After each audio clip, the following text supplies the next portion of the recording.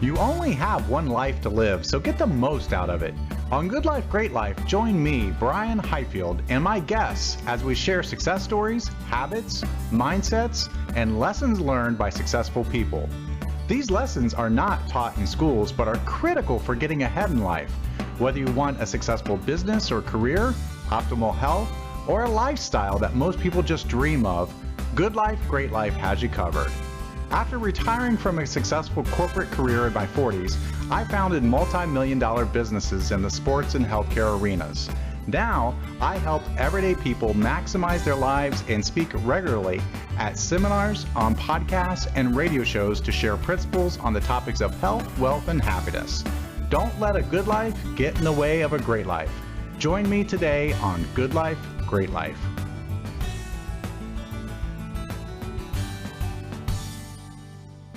Well, welcome to another episode of Good Life, Great Life, where we bring you some successful entrepreneurs where you can hear their stories about what it takes to start a successful business. And so today we have Seshu Madabushi. So Seshu's from Dallas, Texas, and he is the founder and creator of mConnect, which is a solution, a marketing system solution for restaurants. So welcome to the program, Seshu. Thank you very much, Brian. Thanks for having me here. Absolutely. Now, tell us a little bit about what inspired you to be an entrepreneur in the first place and want to start a business. So I consider myself to be analytical, always like looking for solutions to problems. So with that, I always try to see whatever out there in the sense from a market potential perspective. I try to see, hey, coming back to mConnect as a solution, right? Like I was working on another idea during which I interacted with a lot of restaurant owners, specifically mom and pop shop owners. And then during my interaction, I figured out that most of these mom and pop owners, when they start a restaurant business, they actually have great product, but they also have unusual expectations in the sense that, hey, they think that my product is very good. I would actually have a lot of business out there. And most of them are being chefs or operationally oriented, not market savvy or marketing savvy. So when they start the business, they either go to business and then with very marketing or focus, or maybe they would go or come across one person who say that, hey, we are basically publishing an ad page or something which will go to 20,000 people. Will you be able to handle 2,000 families in the month one? And that's pretty much it. That's their marketing budget in the sense. So anyways, so what I've figured out is like from a need perspective, I figured like from restaurants perspective, marketing has to be something which has to be and not an afterthought, but it has to be an initial thought itself in the sense right from the beginning. Even before you can think of the concept, you need to think of the location and all those kind of things. And that's how mConnect has from an idea to basically an execution or an ideation process, right? So that's how I've come up with this idea called mConnect. So yeah, so you saw that there was a need out there for this, right? Because there's a lot of, like you said, there's a lot of mom and pop run businesses, run restaurants, and so you saw this need. Now, did you have a job in this space before, or what was your background? So before that, I was working on another idea. It was like a Groupon clone for the Indian community. As part of that, when interacting with a lot of small businesses, most of them are restaurants, trying to come up with coupons and all those kind of things. That's when I realized that again, going back to the marketing need, right? Like again, if you look at our proposition, it's not just we do not just do social media, we do not do reputation management. We basically look at marketing as a whole. And again, in terms of the need itself, if you look at it, people do not think like marketing as customer centric. And that's what mConnect brings to the table, where we focus on who a particular customer is for a particular restaurant. And then based on that, we try to come up with some strategies and some channels and all those messages and all those kind of things, which will basically make sure that we bring people to the store and bring awareness and all those kind of things. So going back to your question, yes, I was actually interacting with a lot of restaurant owners in my previous life before mConnect, and that's how I actually realized that there is a specific need which focuses mostly on what we call as a customer-centric marketing strategies. Great. So our audience, a lot of people are thinking about, starting a business and maybe looking at a niche like you have, and build a successful business out of. What advice would you give those people that are thinking about starting their own business and being an entrepreneur? I would actually give maybe two advice. Again, as I said, I'm still learning, as every day is new for me, in the sense I interact with a lot of restaurant owners. I basically interact with partners and all those things, and every day is a learning experience. But top of my head, I can think of two main things that are very crucial for me as an entrepreneur that helps me sustain, right?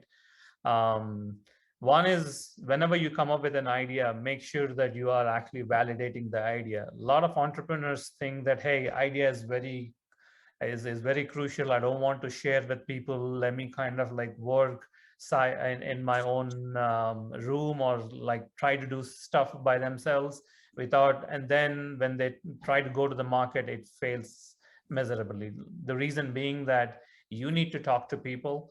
Ideas are dime a dozen. End of the day, when you, like, for example, when I was thinking about mConnect, I talked to a lot of people saying, hey, this is what I'm thinking of. What do you think? What would be the price point? What do you think? How I should basically approach? And I got like a lot of good advice in terms of saying, hey, like, yes, I would be willing to pay X amount of dollars, but you also need to show results. How could you quantify the results, and how would you position it?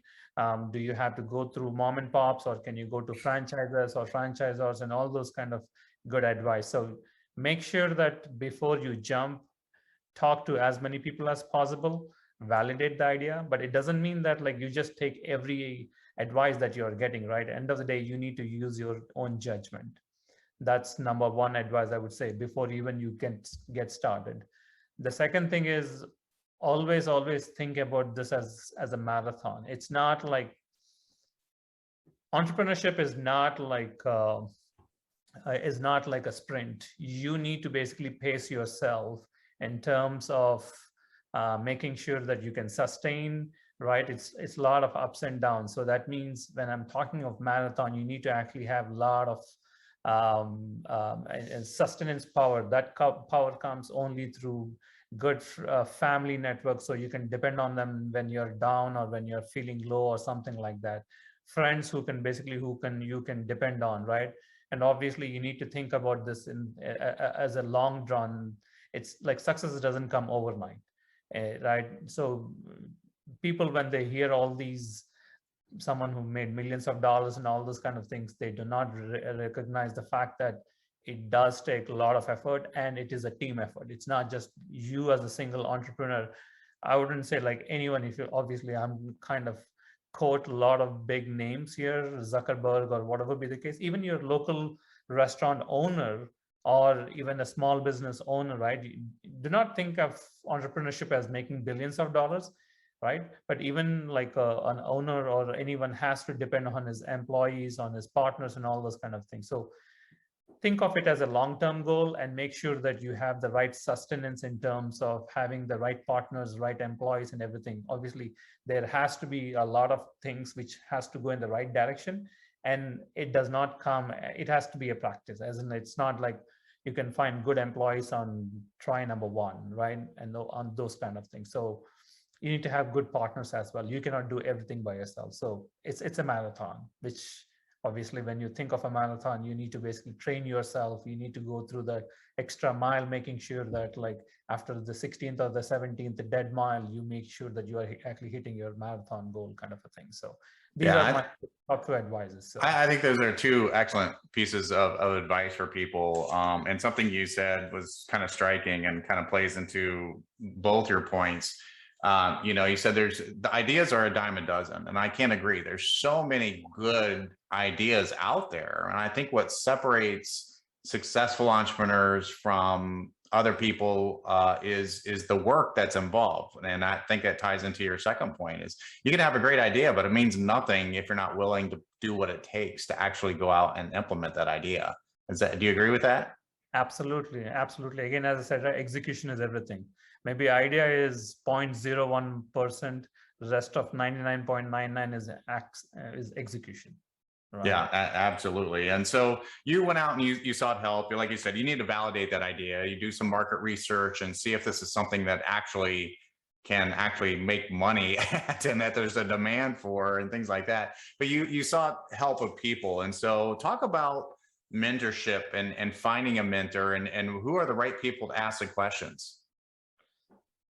So in my case, to be very frank, when I was actually looking at restaurants, I was actually going to restaurant owners, and I was actually going to franchisee developers, and I was not looking for money, or at that point of time, I did not go and try to raise like thousands and thousands of dollars, because for me, it's more about validation. So in terms of mentorship, right, try to find someone who's actually in that industry, who can basically give you, who has been through that, or who can basically give you some solid advice. Do not just go because it's a big name kind of a thing, right? Again, I'm just giving an example here, right? I cannot go and ask a billionaire just because he's a billionaire to talk about restaurants, right? So make sure that whenever you're talking to a mentor, he or she basically has they have gone through the trenches in terms of work-wise, whatever industry you are in, whether it's in restaurant or high tech or healthcare or whatever be the case, right? Or retail kind of a thing. And then before you're going to that particular mentor, you need to basically ask yourself as to what exactly you're looking for, right? In the sense that, hey, most of the times for me, obviously at different stages of life of an entrepreneurship, your mentorship or the relationship changes. At the very initial beginning, your mentor can be someone who can actually validate the idea, who can basically give you advice and all those kind of things. As you progress along the lines, the mentor you are looking for can be looking for who can help you scale the business, right? If you are having issues with your setting up your sales force or something like that, someone who has actually done sales or something on those lines.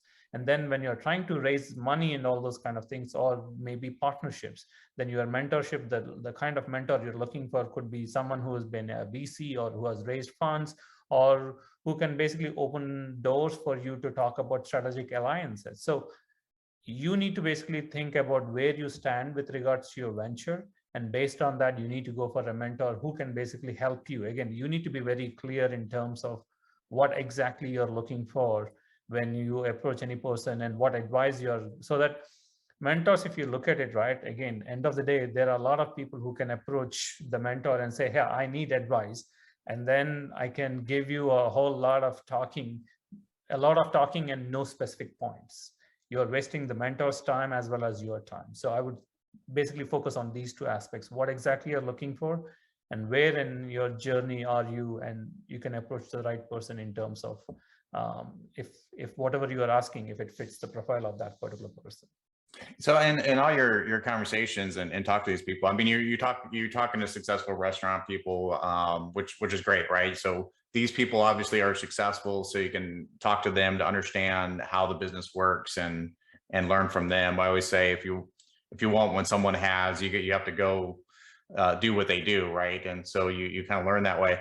And you also said something striking, because you said you need to use your own judgment when you get advice from people as well. So have you ever gotten bad advice from people you sought what they thought? I wouldn't call that as a bad advice, right? End of the day, whatever, again, my perspective is that people love to talk. Whenever you approach someone, again, most of them, I get right, they love to talk. And at the end of the day, it's like chafing. You need to basically figure out what exactly is worth it, right?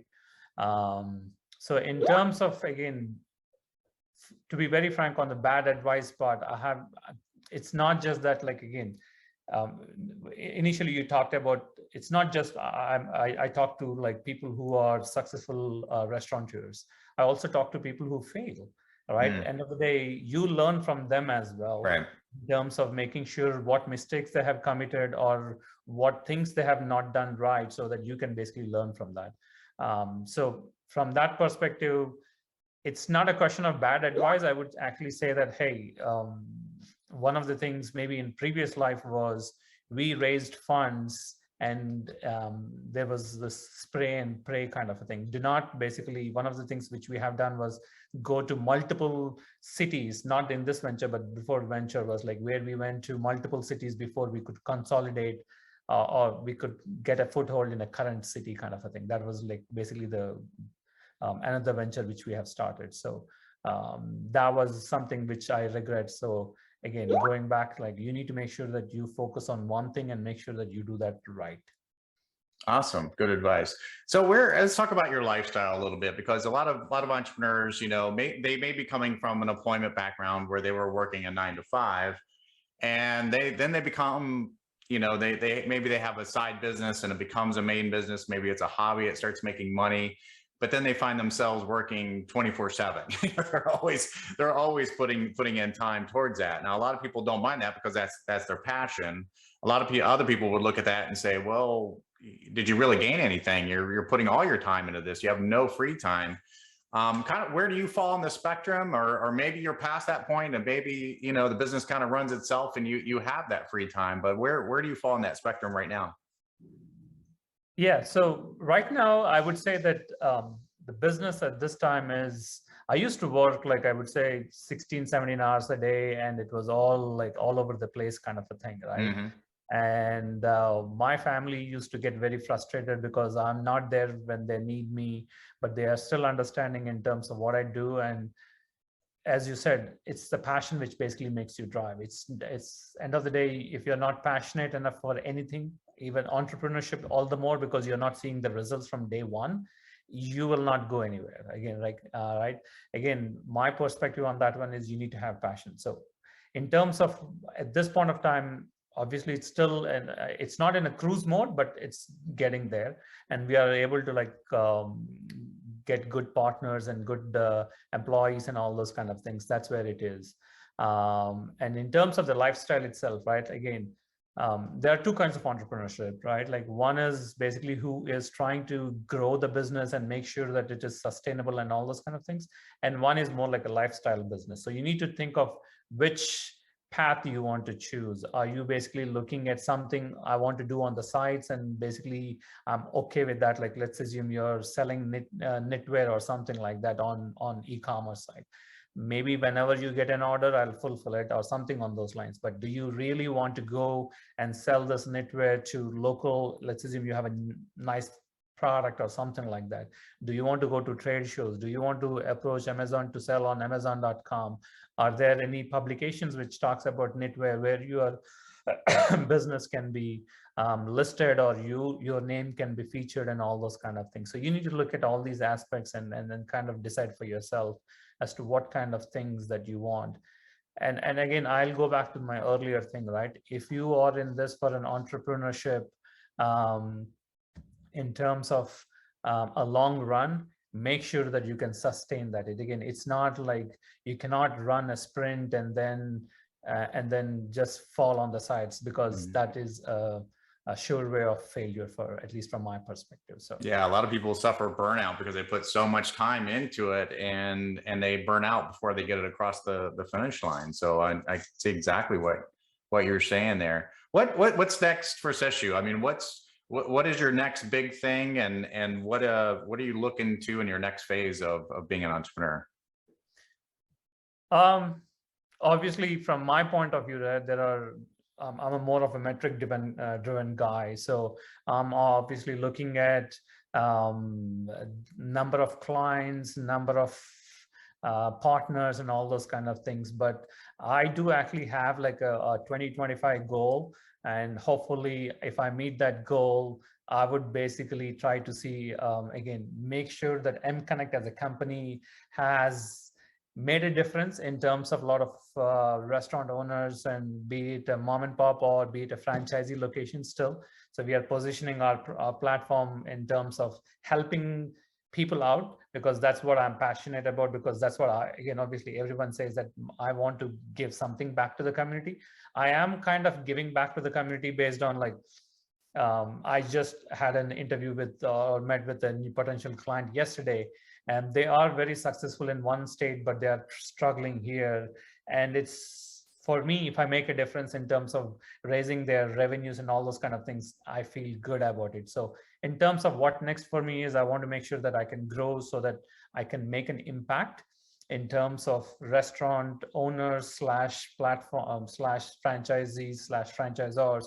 And at the same time, for my employees as well, they feel that they are doing something in terms of something they are learning and also giving back to the community, kind of a thing. So I hope that answers the question. Yeah. But No, it's great. Awesome. So how can our audience learn more about mConnect or be able to connect with you, Seshu? They can actually go to our website, which is mconnect.com, and connect with a K, mkonnekt.com. And if they need any specific advice with regards to entrepreneurship or anything like that, they can send an email at mobile@mconnect.com, or search me up on LinkedIn as well. Or if there are any other restaurant owners or anyone out there who needs some help or at least guidance or whatever be the case, they're also more than free to reach out to me. And we do actually help out restaurants who are struggling, and we have done in the past where we have done some pro bono advice and as well as some marketing help for those restaurants who are struggling because of the COVID and all those kind of things. So awesome. Great stuff. Awesome. Well, thanks so much for being with us today, Seshu. This has been awesome.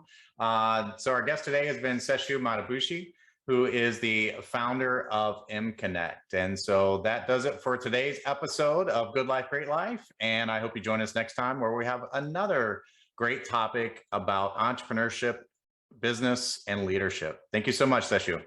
Thank you very much, Brian, for your time. Thanks, guys. Thank you for listening to another episode of Good Life, Great Life, brought to you by Brian Highfield. We hope you enjoyed listening to this week's guests and stories. If you like what you've heard, please consider subscribing wherever you listen to podcasts.